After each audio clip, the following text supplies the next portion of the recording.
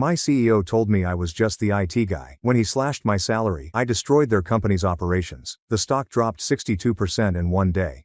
Here is the story of how I went from being an IT guy to the man who destroyed a billion-dollar company's stock in one night. And yes, that was perfectly legal.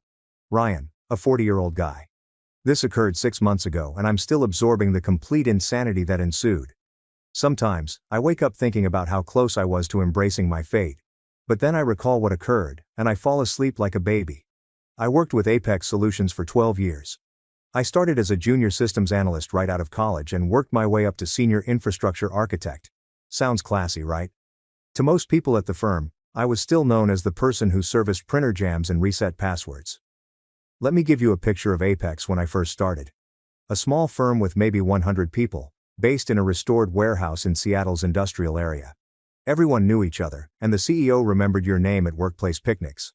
I was 28 years old, fresh out of the University of Washington with a degree in computer science and over $80,000 in student loans hanging over my head. Apex offered me $60,000 a year, which felt like hitting the lottery at the moment. My flat in Fremont was a shoebox with 3 housemates and a mildew-smelling toilet. But I had a job in my profession, which was all that counted. Initially the task was easy. Database maintenance, user assistance and preventing the network from crashing whenever someone opened too many browser tabs. Our systems were archaic. I'm talking about software from the late 1990s, kept together by duct tape and prayers. The main platform was a behemoth named DataCore Legacy. It managed everything from inventory management to customer billing and project monitoring. The gadget crashed at least twice a week, lost data arbitrarily, and required manual reboots that took 3 hours. We had 6 workers whose sole job was to maintain it operational. I spent the first 2 years of my career understanding the system inside and out. Every quirk, bug, and workaround. I got pretty excellent at explaining to furious department directors why their quarterly reports vanished into thin air. Here's something nobody knew. 5 years into my tenure, I created something remarkable. Year 5 was when I reached my limit with DataCore. We just lost a significant customer, Patterson Industrial, worth $5 million per year, since our system destroyed 3 months of their project data, which just vanished into the digital ether as if it never was. The CTO at the moment, a man named David, convened an emergency meeting. We need to modernize, David explained. DataCore is killing us. Management brought in consultants. 3 separate businesses, each quoting between $18 and $25 million for a thorough revamp. Implementation time: 30 to 48 months. The board rejected all proposals. Too costly, too hazardous, and too lengthy. So we stuck with DataCore, and I remained upset. That's when I started working on something in my spare time. Megan, my girlfriend at the time, was a nurse who worked a rotating shift. She'd go for work, and I'd sit down in my home office setting. Nothing spectacular. Just a PC I'd built myself and 3 monitors I purchased during Black Friday deals. I would code every night, sometimes until 3 a.m. Weekends were also fair game. Megan despised it. You work all day, then return home and work all night on the same tasks. It is different, I assure her. This is mine. I spent 18 months creating the system from scratch. I learned Python despite having previously only worked with Java and C++. I taught myself 3 distinct frameworks. I watched roughly 400 hours of lectures. I read paperwork till my vision clouded. The structure I created was adaptable. It learnt from usage patterns, streamlined its own processes, and scaled autonomously to meet demand. It could easily manage 10 times Apex's current data load. The UI was simple and intuitive. People might use it without needing a handbook or a prayer. I compared it to DataCore using our actual corporate data. My system handled everything 80% quicker and with no problems. 0. But here's what I did to safeguard my future. I created it completely on my own time, with my own tools and resources. I would wake up at 5 a.m., on weekends, put in extra hours. Rather than resting, I spent my vacation days coding. I spent $42,000 of my own money for server time, software licensing, development tools, and training. Megan left me in month 14 of the project. I found myself in the workplace at 11 p.m. on Saturday. I hadn't showered in 2 days and was surrounded by cans of energy drinks and pizza boxes. I can't do it anymore, Ryan. You are fascinated. She was not mistaken. I was obsessed. However, I was also creating something that would change everything. At 4:17 a.m., I slumped back in my chair, having completed the beta version. She simply gazed at the screen. 18 months of my life. Right there, functional, gorgeous, and wonderful. I slept for 14 hours straight after that. When I eventually showed it to David, he nearly fell off his chair. "Ryan, this is great. This is just what we need. Better than any consultant proposal I have seen." "Yes," I said. "I know. How long would implementation take?" "I can have us fully operational in 6 weeks." David's eyes widened. 6 weeks? The consultant answered. "At least 2 years. I created it particularly for our infrastructure." David called an executive meeting the next day, and I did the demo in the main conference room, showing them processing speed, data integrity, scalability, the whole package. The CFO, a woman named Jessica, asked the question I'd been waiting for. "How much will this cost us?" "I'll license it to the company on reasonable terms." "You're licensing it. This isn't company property." That's when I pulled out the documentation my lawyer friend Mark had helped me prepare. Built entirely outside of work hours using personal resources and equipment, it's my intellectual property according to my employment contract, but I'm happy to let Apex use it. Jessica looked at David. Ron looked at the CEO, Michael. Michael looked at me. "What are your terms?" I'd been thinking about this moment for months, rehearsing it in my head while debugging code at 2 a.m. "License it for $60,000 a year adjusted for inflation annually, and I retain full ownership of the patent and code base." Michael nodded slowly. "That's more than reasonable, Ryan, and we'd probably pay 10 times that for what you've shown us." "I know," I said, "but I'm not trying to gouge anyone. I just want protection." Kevin had been very clear about this. "Keep the licensing fee reasonable while maintaining ownership, which is your insurance policy." They agreed. We signed the contracts. I got a bonus for the implementation, $15,000 and a plaque that said, "Innovation Excellence." I'd spent 42 grand building the thing, but whatever. I had my protection, and that's what mattered. The implementation took exactly 6 weeks and 3 days. We shut down DataCore on a Friday night and migrated everything to my system over the weekend. Our help desk tickets dropped by 67% in the first week, and within 6 months the results were undeniable, allowing Apex to take on contracts that had been turned down for years. When people arrived on Monday morning, everything just worked. There were no crashes, errors, or frantic calls to IT about lost data, and they didn't know what to do. In the first year, revenue increased from $55 million to $100 million, and by the second year, it had risen to $150 million. My system handled projects that DataCore would have struggled with, and our client base grew exponentially. Engineering firms came to us for complex data management, while manufacturing companies sought our logistics tracking services. In the third year, the company grew from 100 to over 400 employees, opened offices in Portland and Austin, replaced the original warehouse with a proper corporate building in South Lake Union, and I was promoted to senior infrastructure architect. My salary increased to $100,000, which was reasonable given that I had built the engine that powered the entire operation. In January 2024, Apex hired Ethan Clark, a 34-year-old Stanford MBA with 3 years of experience at a private equity firm where he restructured operational efficiency at 6 different companies. After Michael announced his retirement in December 2023, the board began looking for a dynamic successor to take the company to the next level. Ethan started on February 1st, and I walked into his office for our one-on-one the first week. Michael warned me before he left, and we grabbed coffee near the office. "Ryan, keep an eye on Ethan. He's smart, but he doesn't understand what we built." Guy had already rearranged everything, and the walls were covered in motivational posters about embracing disruption. "Ryan, good to meet you." He didn't stand up. We talked about my system, and he seemed suspicious of the licensing arrangement. "It appears that we're overpaying, even though the system has been in place for years." My jaw tightened because it's my intellectual property. "The fee includes ongoing maintenance and updates." "Right. We'll revisit that." The second week, Ethan called an all-hands meeting. The conference room was packed, and he stood at the front with a presentation clicker. "We need to evolve. If we don't adapt, we die." He clicked to the next slide. My team was lean and efficient, and March 15th began like any other Thursday. He went through 47 slides, and by slide 23, he got to the point. "Our technology infrastructure needs to be modernized. We're overstaffed and underperforming." I arrived at the office at 7:45 a.m., grabbed coffee from the lobby machine and checked the overnight system logs. Everything was running perfectly, with 0 errors and 99.97% uptime for the month. At 9:30 a.m., my calendar pinged with a meeting invite from Ethan's assistant. Compensation discussion. Conference room B, 10 a.m. No context, no agenda. Just that. I should have known right then. When I walked in at 10 a.m., Ethan was there with Sarah Mitchell, the new CFO he'd brought in from his previous company, who was in her mid-30s and always looked like she smelled something rotten, and there was this guy in the corner who I'd never seen before. "Ryan, have a seat," Ethan said again, not standing up. "Power play." I sat down. "We're making some changes to our compensation structure." Ethan began that fake friendly tone that made my skin crawl. "Part of our operational optimization is moving to a performance-based model that better aligns with industry standards." Sarah slid a folder across the table. "These are the new terms." I opened it. My salary was reduced from $100,000 to $70,000, a 25% cut.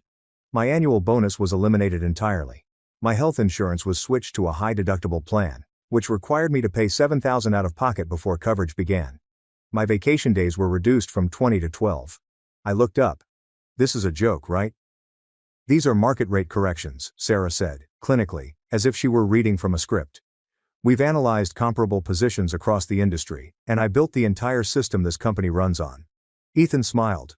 "Not friendly, condescending, and we appreciate his contribution. But that was 5 years ago, Ryan. This is about current value, not past accomplishments. The system runs everything, every single department, every client contract. All on my platform. Yes, we license it. But it's integrated into company operations. It's not like you're actively developing new features." I stared at him.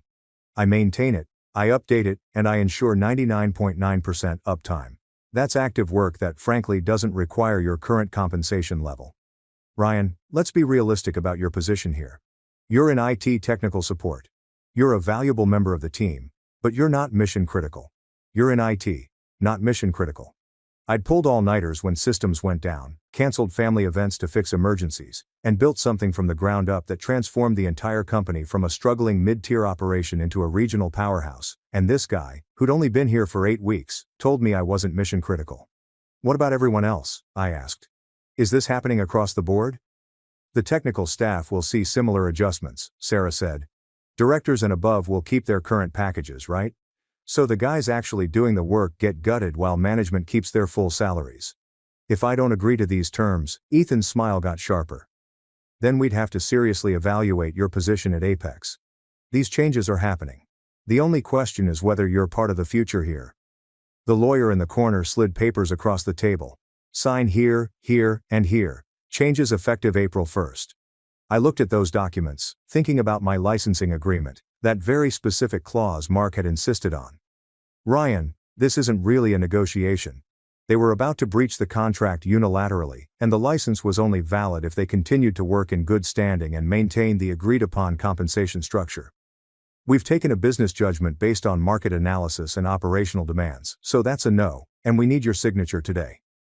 I gazed at him, and he stared back. Sarah checked her watch, as if my job was less important than her lunch reservation. "Ryan," Ethan said, and his tone shifted harder. "Now let me be very clear. You fix computers, reset passwords, and keep systems running. That's important work, but it's not strategic, it's not leadership, and you're not irreplaceable. You fix computers. 9 years at this company, a system that generated $150 million in direct revenue and supported another $400 million in operations. I'd given up a relationship, countless nights of sleep, and thousands of dollars, and to this Stanford MBA who'd been here 2 months, I was just the guy who fixed computers." "You're making a mistake," I said quietly. "No, Ryan.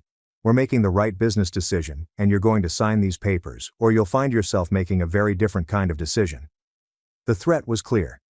I picked up the pen, signed every page, and Ethan smiled. "Excellent. Welcome to Apex 2.0. I stood up and walked out, my hands shaking not from fear, but from pure concentrated rage. I returned to my office, closed the door, sat down at my desk, and stared at my computer screen for probably 5 minutes without moving. David knocked on the door and entered without waiting for an answer. "Ryan, I just heard. I'm sorry. I fought against this, but Ethan's convinced the board that it's necessary." "It's fine." I lied. "It's not fine, it's garbage. You built this place. Apparently I just fixed computers." David winced. He said that word for word. "Ryan." David looked genuinely conflicted.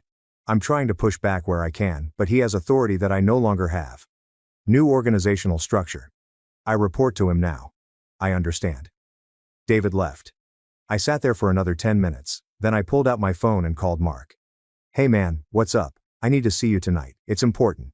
I barely functioned the rest of the day, answering tickets on autopilot, avoiding everyone, and leaving at exactly 5 p.m.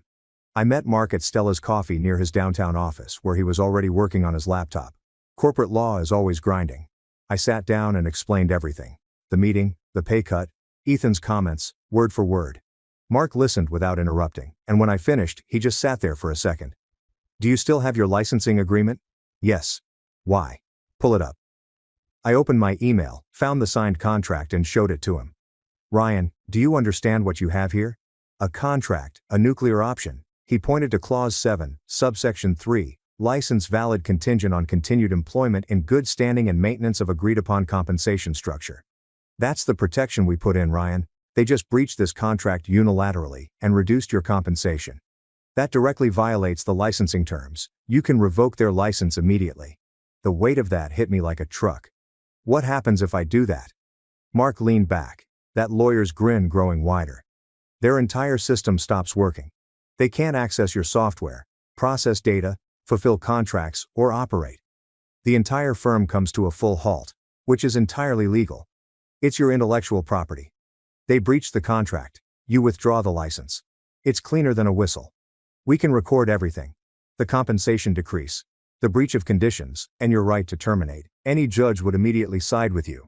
I sat there processing. What about my job? They'll probably fire me right away, but you'll have cause to sue for wrongful termination, and you'll have all the leverage. They'll come crawling back, begging you to restore access, and that's when you set your price. Mark, this could destroy the company. Ryan, I'm not telling you what to do. I'm telling you what's legally possible. Ethan made a business decision. You too can make one. There are 400 people who work there, and the CEO has just decided to cut your pay after you built the platform that employs them all. Mark's expression became serious. Ethan's words kept ringing in my head as I reflected on the $42,000 I'd spent, the missed family events, the sacrificed weekends, the nights I'd worked until I couldn't see straight, and everything else I'd done to turn a struggling company into a success. Mark opened his laptop. We drafted a revocation notice, citing every clause they violated, documenting the compensation reduction, referencing your patent ownership, and sending it via certified mail, email, and their legal department portal. It should be official and airtight. We spent the next 3 hours drafting that notice. Mark was meticulous. Every sentence was legally bulletproof, every citation was precise, and every claim was supported by evidence. By 10 p.m., we had it ready. One more thing, Mark said. You built a kill switch into the system, right? Yeah, authentication protocol. If their license status changes, access is automatically revoked. Mark nodded slowly. Ryan, once you send this notice, there's no going back. You need to be absolutely sure. I looked at that document, which was pages of legal language that basically said you broke our deal.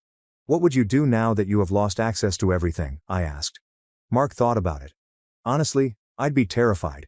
This is nuclear, but Ethan disrespected everything you built and treated you as if you were disposable. Sometimes people have to learn lessons the hard way. I thought about my team, good people who would be caught up in this mess. But I also thought about Ethan's smug face. The way he dismissed my work. The casual cruelty of cutting my pay while keeping his own bloated salary. Do it, I said. Send the notice. Mark sent the email at 10:37 p.m. on March 19th, exactly 4 days after that conference room meeting. The email went to Ethan, Sarah, the entire board of directors and Apex's legal department. The certified letter would arrive Friday morning. What now? I asked. Now you go home, get some sleep, and prepare for chaos. I didn't sleep much that night. Friday, March 22nd. I arrived at work at my usual time, 7:45 a.m., and everything seemed normal. People were getting coffee, settling into their desks, the usual Friday morning vibe. At 9:17 a.m., Ethan's assistant called my desk phone. Ryan, Mr. Clark needs to see you immediately. I'll be there in a few minutes, he said. I walked to Ethan's office. The door was open, and he was standing by his window, phone pressed to his ear, looking tense. When he saw me, he abruptly ended the call. What the hell is this? He shoved a paper across his desk. The revocation notice Mark had sent was exactly what it said. I'm revoking Apex's license to use my software. You can't do that. I can. You breached our licensing agreement when you reduced my compensation, so the license is terminated. Ethan's face turned red. You're going to shut down the entire company. I'm enforcing my contract. Ryan, be reasonable. I was reasonable for 9 years. I built something that made this company wildly successful, and you decided I was just a guy who fixes computers. I never said that. You said exactly that. Conference Room B, March 15, 10:17 a.m. Quote, you fix computers. You're not exactly irreplaceable. Remember, he went quiet, so now you get to find out how replaceable I actually am. We'll sue you into the ground, good luck. My lawyers have already reviewed everything, and I'm completely within my rights. If you want to fight this in court, we'll be there. But every day your systems are down, you're losing money. I left his office, walked back to my desk and set an alarm on my phone for 4:47 p.m. The rest of the day was surreal. I went to meetings, answered questions and did everything normal except for Ethan and Sarah disappearing into closed-door conferences. The legal team kept calling, and I kept forwarding them to Mark. At 4:35 p.m., I backed up my personal files to a thumb drive. At 4:42 p.m., at 4:46 p.m., I logged into the back end of my system, changed the license status for Apex Solutions from active to terminated, and at 4:47 p.m., their access was revoked. If you need anything from me, please contact me by the end of the day, as my availability may be limited beginning Monday. I watched through my office window as monitors across the floor went dark. I heard confused voices. Is the system down? I just lost everything. Is this a network issue? At 4:52 p.m., my desk phone started ringing. The CTO. I let it go to voicemail. Another call. David from infrastructure. Voicemail. At 5:02 p.m., my personal cell phone rang. Ethan, I responded. Ryan, what the hell did you just do? I revoked your license to use my software. It's in the email I wrote this morning. You broke our agreement by reducing my remuneration. You can't simply shut down the entire firm. Really, I can. It's my intellectual property.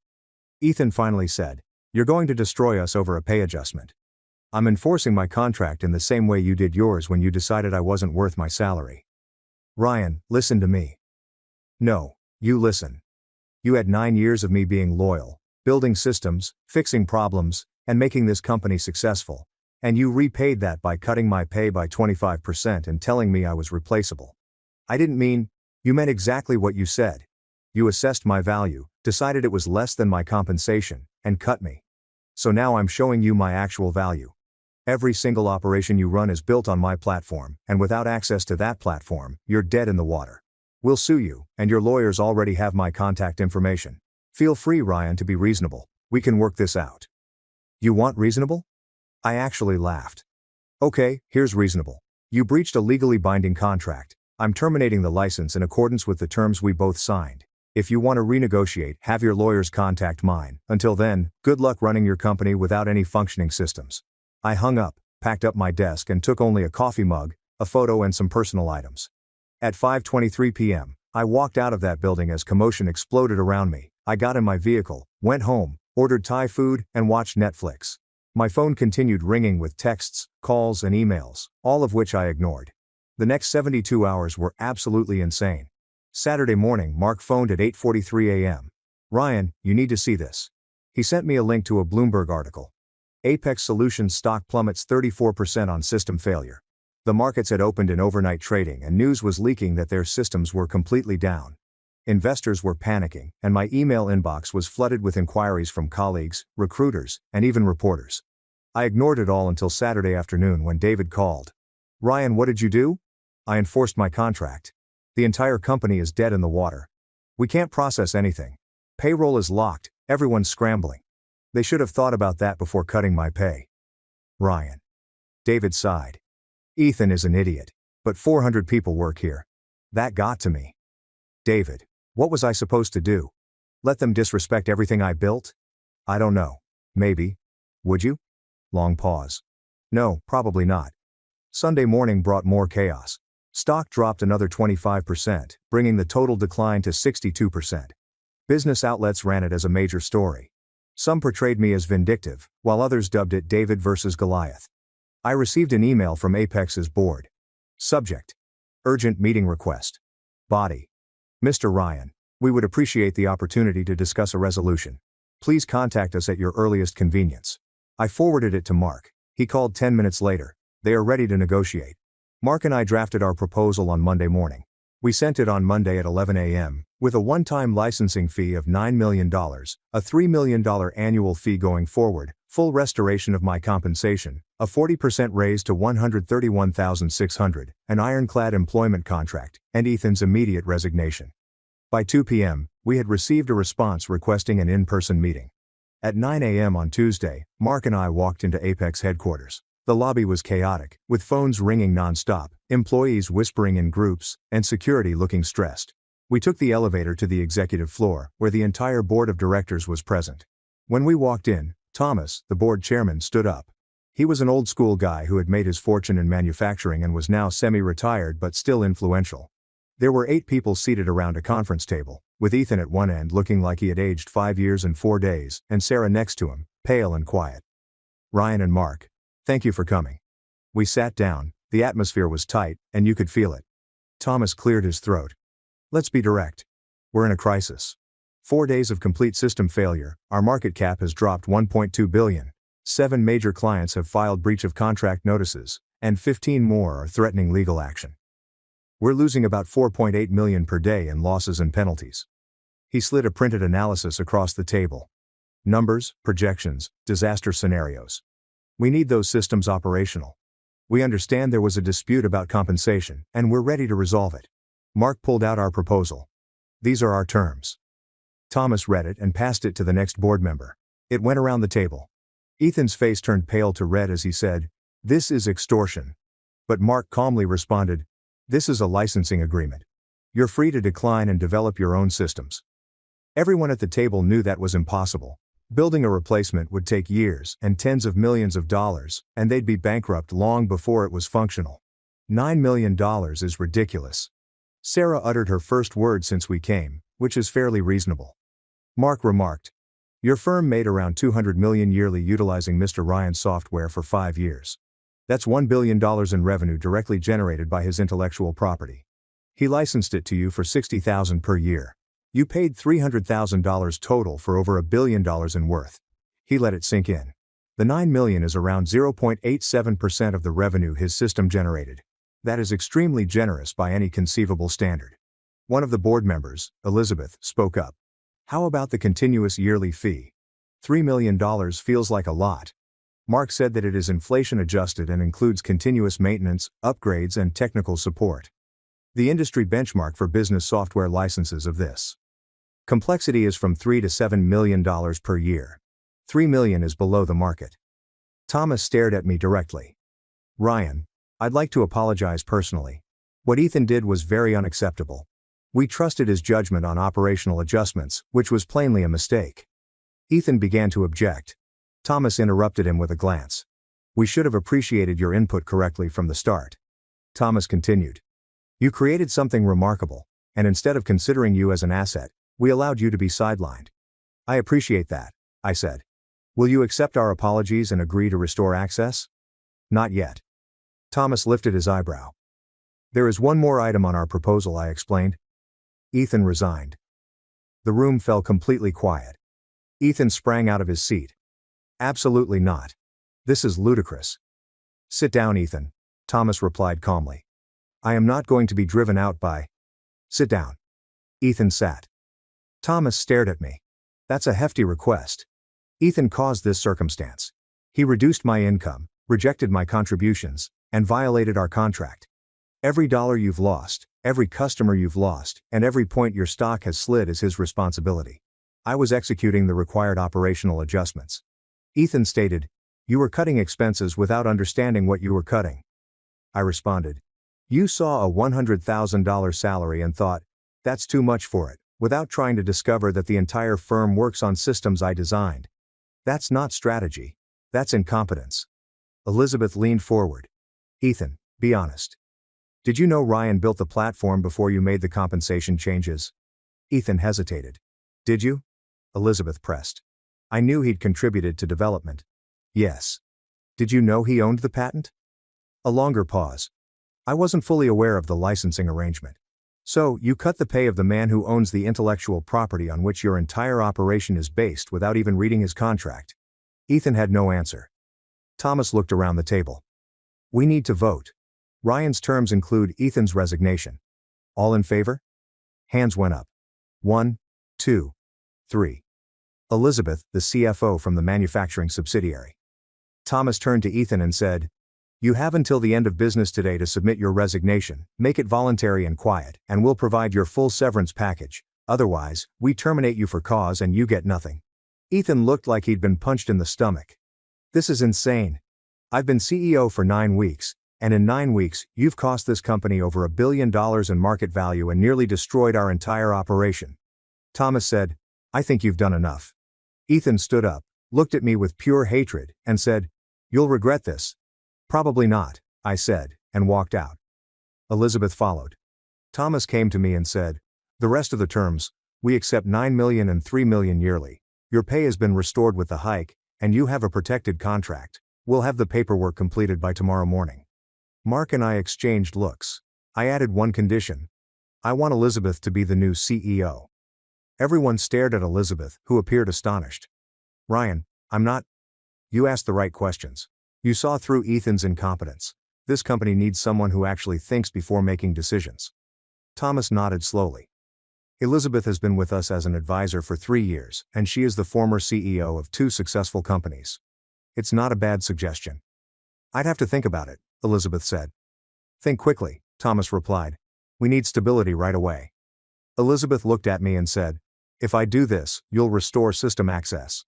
The moment the contracts are signed and the licensing fee is transferred, access is restored. Then I'll do it." The board voted unanimously again. Mark and I returned Wednesday morning to sign the agreements. At 10:47 a.m., I restored system access. Ethan's resignation was already public, and he was stepping down to pursue other opportunities. No one believed it. A $9 million wire transfer was made to an account Mark had set up, and a $3 million annual licensing fee was paid quarterly. His salary was $131,600, with full benefits, stock options, and a protected contract. On Wednesday, all terminals reopened, data was restored, and processes resumed. The relief in the building was palpable. On Thursday, the stock recovered 41%, still down overall from the crisis, but climbing. On Friday, business journals reported on the dramatic resolution, which some called unprecedented, while others called it a cautionary tale about undervaluing key employees. I became a minor celebrity in tech circles. I declined all interview requests from major publications. Mark, on the other hand, was ecstatic. "I'm putting this case in my portfolio. Best contract enforcement I've ever done." When I returned to work on Monday, it was surreal. People stared, smiled, and looked away. My team, the developers and analysts who'd worked under me, actually applauded when I walked in. "Welcome back, boss," said Emma, my lead developer. "Thanks. Good to be back." David pulled me aside. "Ryan, I'm glad you won. Ethan was going to gut this whole department. You saved us." Elizabeth summoned me to her office that afternoon, and the office that Ethan had occupied for 9 weeks had changed dramatically. The minimalist furniture had vanished, as had the motivational posters, and it now resembled an actual workspace. "Ryan, please sit." I sat. "I'd like to make something very clear." She began. "What happened here was inexcusable. You built something extraordinary, and instead of valuing it, we treated you as expendable. I appreciate that. I also want you to know that changes are happening, real changes. It is being properly funded, and your team is receiving the respect and compensation they deserve. And anyone who talks about you like Ethan did will be shown the door immediately." She slid a document across her desk. "This is your new contract. Everything we agreed on plus one addition." I read it. The addition: annual performance review with guaranteed minimum 5% raise, plus discretionary bonuses based on system performance. You don't have to do that, but I do. You saved this company twice, once by building the system, and again by forcing us to recognize our mistakes. That's worth rewarding, and I signed it. Elizabeth also said that I want your input on all major operational decisions going forward, in the form of a formal advisory role. If we make changes that affect infrastructure, I want to hear from you first. Are you serious? Absolutely. Ethan's mistake was thinking he knew everything. I know what I don't know, and I don't know what you know, so I'm asking for your expertise. That actually meant something. Over the next few weeks, things stabilized, and the stock recovered to about 85% of its pre-crisis value. Some clients returned, while others were permanently lost, but the company survived. My team grew to 12 people, and I made certain that each and every one of them received fair compensation and good benefits. Elizabeth proved to be exactly what Apex needed. She rebuilt client relationships, restructured management to encourage collaboration, and actually listened to department heads rather than just dictating changes. The $9 million sat in investments, and I didn't go crazy with it. I bought a nicer apartment in Capitol Hill, paid off my student loans, started a college fund for my nephew, and invested the rest conservatively. The $3 million annual licensing fee kept coming. Quarterly payments like clockwork, with the first payment arriving in June. Watching that deposit clear was satisfying in a way I can't quite describe. People from my past reached out. Megan, my ex-girlfriend who'd left during the development phase, texted me. I saw the news. I always knew you were smart. Sorry I didn't see it then. I didn't respond. David's wife sent me homemade cookies with a note thanking me for not letting them win. I ate the cookies. I'm still here 6 months later. The stock has recovered to 87%. Elizabeth has rebuilt client relationships, cleaned up Ethan's mess, and actually listened to people. My team has grown to 15 people. Emma has been promoted to lead developer. 2 new hires from Microsoft who wanted to work somewhere that valued technology, and the quarterly licensing payments come in like clockwork, with the first clearing in June. In July, Elizabeth contacted me and informed me that 3 companies were interested in licensing your platform. By August, I had signed contracts with all 3, which my accountant described as the best contract structure he had ever seen. I didn't celebrate, just nodded and kept working. Then, in October, something unexpected occurred. Ethan sued me, claiming I'd sabotaged operations and harmed his reputation, and demanded $9 million. Mark called me laughing, but we had everything documented. The case was dismissed, and the judge called it frivolous. Ethan was charged $50,000 in legal fees, which Hurdy sold his condo to pay. In November, Apex landed a $100 million logistics deal. The board voted me a $250,000 bonus, which I split with my team. Megan emailed me in December, saying she'd made a mistake, but I deleted it. In July, I ran into Sarah at a coffee shop and she told me I should have pushed back harder. You were doing your job, my job was to protect the company, which I nearly destroyed. She had left Apex in January and was now doing freelance consulting. She asked if I was hiring. I said no. If you enjoyed this video, please subscribe. It helps the channel and allows us to bring you more and better stories.